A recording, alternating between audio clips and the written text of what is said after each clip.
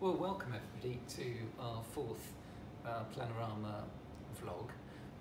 Today we're looking at the immediate likely implications of the Conservatives' victory last week in the general election. I'm joined on our aptly blue sofa today by Duncan as usual, and by Victoria McKeegan. And I thought I'd start with you, Victoria, just looking at, in particular, the likely implications for infrastructure of the outcome last week. You know, we heard Boris talk about colossal new investments in infrastructure. I mean, to what extent is this exaggeration, or to what extent are we really going to see a difference, do you think? Well, I think this is going to actually be quite significant for the government, which will be chomping at the bit to prove that it's about not just getting Brexit done and delivering other tangible domestic benefits for the nation. And I think it's a striking feature of Boris's post-election speeches has been espousing the ideals of one nation conservatism. And that was a phrase which was first coined by the late Victorian PM Disraeli, and it was all about uniting the nation. And at that time the nation was divided between rich and poor, as inequality developed through industrialisation, and his reforms were designed to try and bridge that gap that was emerging in society.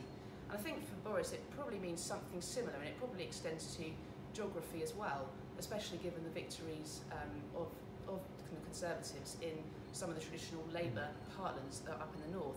So for infrastructure, the manifesto promised a transport revolution and levelling up the UK's cities and regions by connecting them.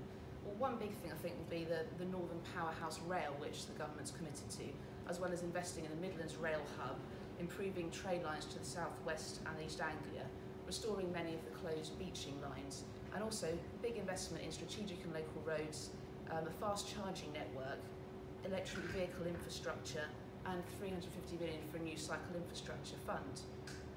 Also, some of the infrastructure commitments come through as part of the environment agenda, such as committing to new floating offshore wind farms and investment in renewables.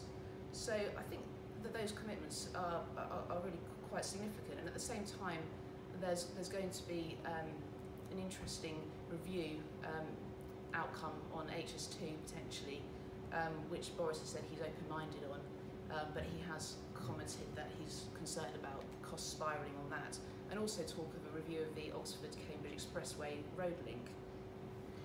Well, there's a lot in there that we're going to have to unpick over coming weeks, but it's interesting, isn't it, that there was relatively little in the Tory manifesto about changes to the planning system, whereas the Lib Dem manifestos, and particularly the Labour manifesto, had a lot of ideas which had come out of thinking by the Rainsford Review and various other groups of people.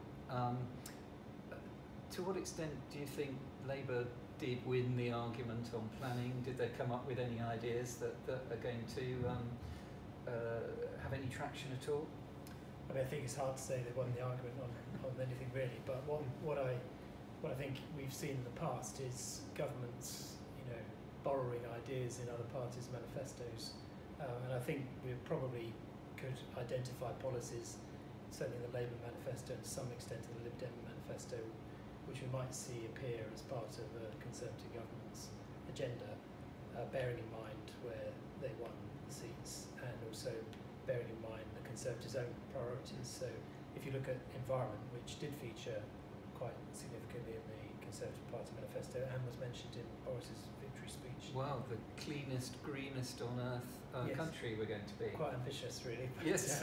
But I think we might see, that both the Lib Dems and Labour spoke about introducing into planning decisions more consideration of climate and environmental emergency.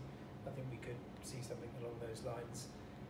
There's both those commitments in both those manifestos also around retrofitting housing stock and making it more energy efficient.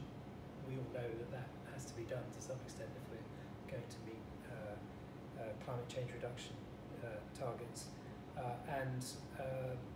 In terms of legislation, we know the Conservatives have already been promoting an environment bill there were tougher provisions mentioned in both Labour and Lib Dems around clean air, adopting WHO standards for pollutants, vehicle scrappage schemes, etc.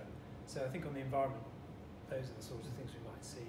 Housing, I think, is also one area where you can see some of the policies from other manifestos being borrowed.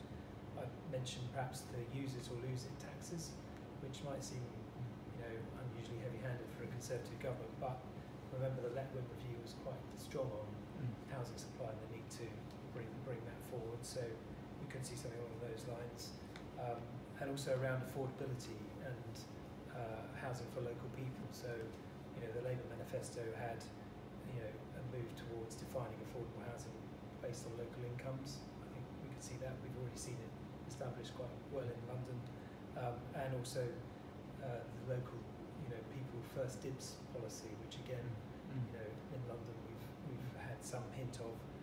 It would certainly, I think, suit the agenda now for the Conservatives in terms of demonstrating they're working for local people and people in the regions and the north. And on infrastructure, of course, I think there was probably more express reference in Labour and Lib Dems manifestos to particular northern infrastructure schemes such as Crossrail for the north. It's easy to see how something like that could get picked up, possibly at the expense of HS2. So, in terms of reform to the planning system, what do you predict, Victoria? I think initially it will all be about the accelerated planning white paper, which was due to be published as green paper pre-election, but then has been subsequently postponed, and I imagine will be coming out soon in the new year. And we've had trailed a few things that will feature in that. It's likely that there will be some extensions to PD rights. We've already had quite a number of those already this year. Two which have been highlighted are upwards extensions, so allowing commercial and residential buildings to be extended to provide new housing, and I think the government sees that as being focused on high streets and town centres. The other one, perhaps the more radical, is the demolition of commercial buildings for residential, and that seems to have been born out of the Office to Resi PD right, which the government is currently reviewing and which has suffered from a lack of take-up recently. I think lots of the opportunities to do those conversions have already been taken up, and I think interestingly, given some of the failings which have been directed at that particular PD right or identified with it, the government has indicated that the planning permission in principle route might be the vehicle through which that commercial to resi demolition PD right might be affected. Yeah, it's interesting because the ministers were silent throughout the whole of the election about the whole question of PD rights.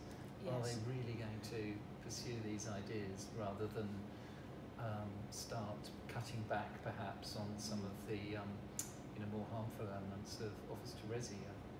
Personally, it's difficult to read.